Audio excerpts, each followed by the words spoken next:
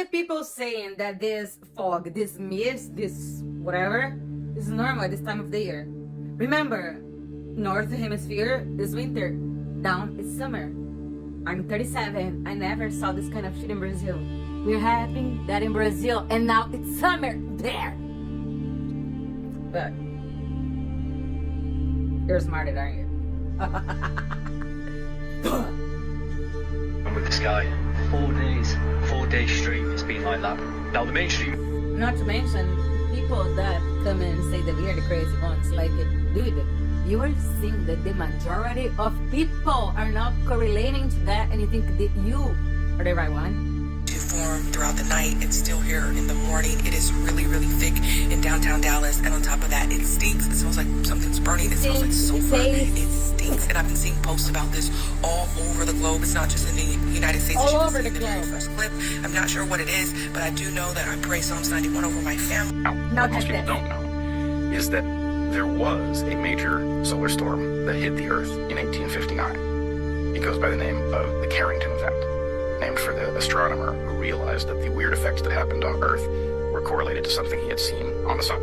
He had effectively put those two, he had seen the flare and then deduced that this was related to it. Now in 1859, the world was not a very electrical place. In fact, the primary use of electricity was telegraphs. And at the time, this burst of plasma caused those telegraphs. Stations caught fire, the entire network went down, telegraph operators were shocked at their stations. Messages could be sent even though there was no power being delivered to the system. It went down, and the induced charge in the wires was enough for telegraph operators to send messages over distances. So it was very dramatic if you were involved in telegraphs. But for the rest of humanity, it was a minor event. Yeah, it's always a minor event. We live in a very different world. We live in a world where everything has an electrical component. The way our cars function, the way food shows up in the supermarket, the way air travel and air traffic control works, all of these things are heavily electrical. And they are all tremendously vulnerable to the EMP effects that will come with a major solar impact. What's the EMP effect? It's an electromagnetic pulse, which is basically an induced charge in electrically active materials. So it's the kind of thing that a big enough one will fry every computer, will take most of the cars off the road. And what we don't commonly know is that our grids, the grids that operate all of our electrical devices, are they operate with these transformers, right, which control the flow of current. These transformers are huge, complicated machines, and if you needed one and you ordered it today, it would take a year for you to get it.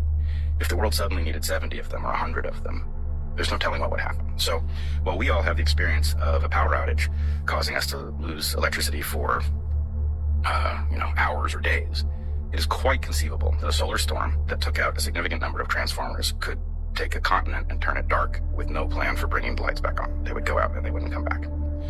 Now, this is a ridiculous risk to run.